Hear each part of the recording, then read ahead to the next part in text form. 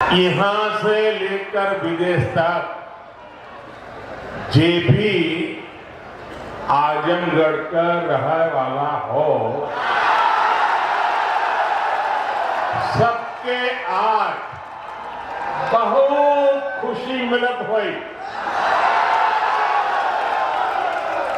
ये पहली बार नहीं हो। एक रे पहले जब हम पूर्वांचल एक्सप्रेसवे का उद्घाटन करेंगे तो आजमगढ़ के सब आदमी कहत रहे कि अब लखनऊ में जहाज से उतर के हमन यहाँ 2.5 घंटा में आ जाओ। अब तक आजमगढ़ में अपन जहाज उतरेगा ठिकाना हो गए। एकरे अलावा मेडिकल कॉलेज और यूनिवर्सिटी बने के कारण पढ़ाई और दवाई के इंतजाम के लिए भी बनारस जाए का जरूरत कम पड़ी।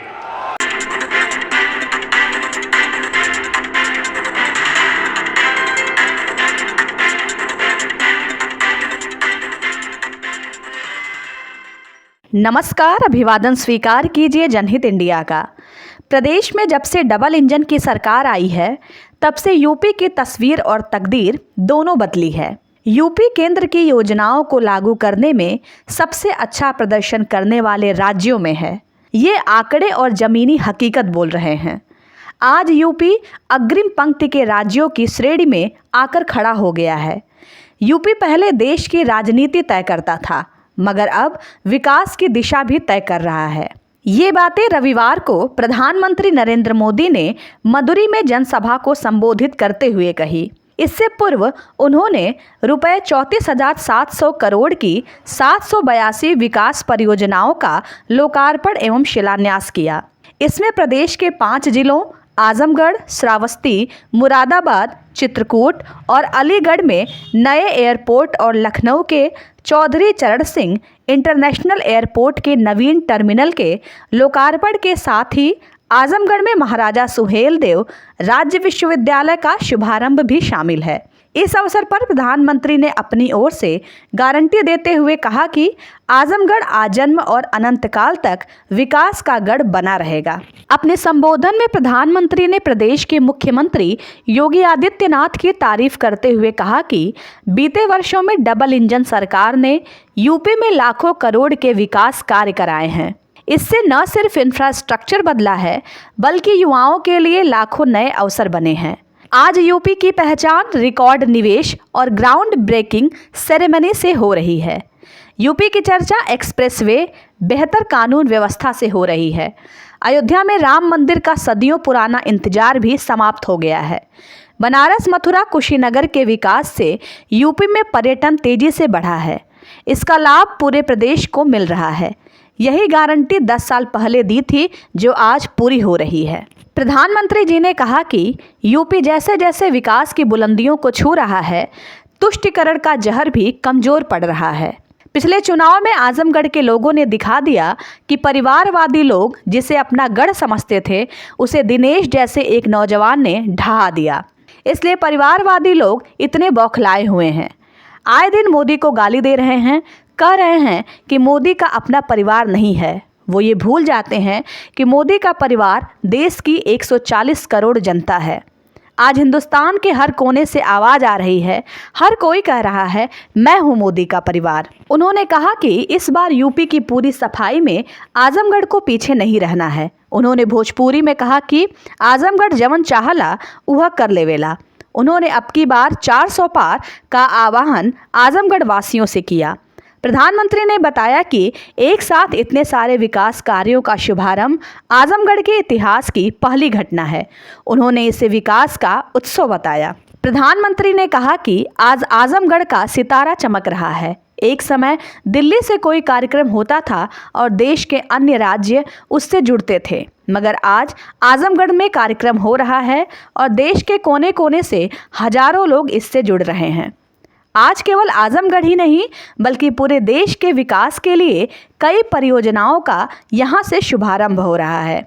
जिस आजमगढ़ को देश के पिछड़े इलाकों में गिना जाता था, आज वही देश के लिए विकास का नया अध्याय लिख रहा है।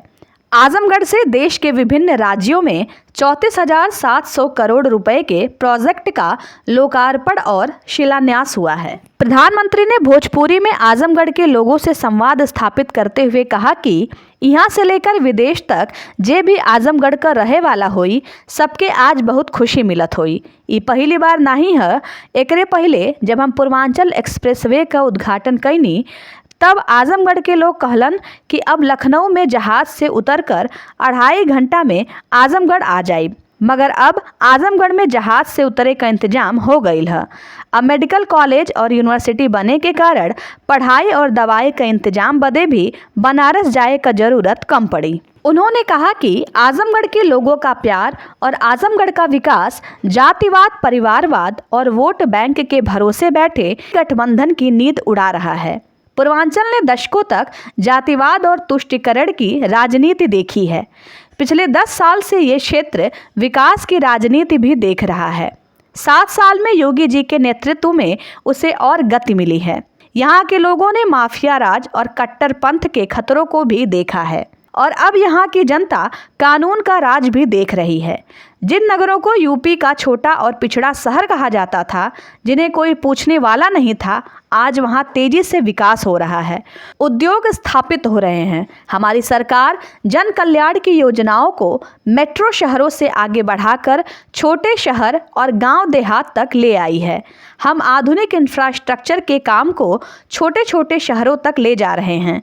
छोटे शहर भी अच्छे एयरपोर्ट और हाईवे के उतने ही हकदार हैं जितने कि बड़े मेट्रो शहर। पीएम किसान सम्मान निधि का लाभ भी आजमगढ़ के किसानों को मिला है। अकेले आजमगढ़ के करीब 8 लाख किसानों को पीएम किसान सम्मान निधि के 2,000 करोड़ रुपए मिले हैं। इतने बड़े स्तर पर विकास की इतनी तेज रफ्तार तभी मुमकिन होती है जब सरकार सही नियत और ईमानदारी से काम करती है। भ्रष्टाचार में डूबी और परिवारवादी सरकारों में इतने बड़े पैमाने पर विकास कार्य असंभव था। उन्होंने कहा कि पिछली सरकारों में आजमगढ़ और पूर्वांचल ने पिछड़ेपन की तकलीफ ही नहीं उठाई, बल्कि उस दौर में यहाँ की छवि खराब करने में कोई कमी नहीं की गई। जिस तरह पहले सरकारों में आतंक और बाहुबल को संरक्षण दिया गया, वो पूरे देश ने देखा है। इस परिस्थिति को बदलने और यहाँ के युवाओं को नए अवसर देने के लिए डबल इंजन सरकार लगातार काम कर रही है। आगे उन्होंने कहा कि आजमगढ़ के युवाओं के लिए विश्वविद्यालय का शुभारंभ किया गया है। अब हमारे युवाओं को बनारस, गोरखपुर और प्रयागराज नहीं जाना पड़ेगा। बच्चों को दूसरे शहर भेजने पर माँ बाप पर जो आर्थिक बोझ पड़ता था, अब वो भी खत्म हो जाएगा। इस अवसर पर मुख्यमंत्री Yogi Adityanath, deputy CM Keshav Prasad Maurya, BJP प्रदेश अध्यक्ष और एमएलसी भूपेंद्र चौधरी सहित प्रदेश के सरकार मंत्रीगण, सांसद और विधायकगण मौजूद रहे। और देश के सभी राज्यों की जनता को बधाई देता हूं। मैं विशेष रूप से आजमगढ़ के लोगों का आभार व्यक्त करता हूं। वो इतनी बड़ी संख्या में हमें आशीर्वाद देने आए और आजमगढ़ के मेरे भाई बहन, मोदी की एक और गारंटी सुन लीजिए। बताऊं, आजमगढ़ के मेरे प्यारे भाई बहन, मैं आपको एक और गारंटी देता हूं, सुनाऊं? आप बताएं तो बताऊं? देखिए, ये कल का आजमगढ़ अब वो गढ़ है, ये आजन्मगढ़ है। ये आजन्मगढ़ विकास का गढ़ रहेगा, आजन्म रहेगा, अनंत काल तक ये विकास का गढ़ बना रहेगा। ये मोदी की गारंटी है। साथियों, आज आजमगढ़ में एक नया इतिहास लिखा जा रहा है। यहां से लेकर विदेश तक जे भी आजमगढ़ का रहे वाला हो, सबके आज बहुत खुशी मिलत हुई। ये पहली बार नहीं हो, एक रे पहले जब हम पूर्वांचल एक्सप्रेसवे का उद्घाटन करेंगे तो आजमगढ़ के सब आदमी कहत रहे कि अब लखनऊ में जहाज से उतर के हमन यहाँ 2.5 घंटा में आ जाओ। अब तक आजमगढ़ में आपन जहाज उतरेगा ठिकाना हो गेल।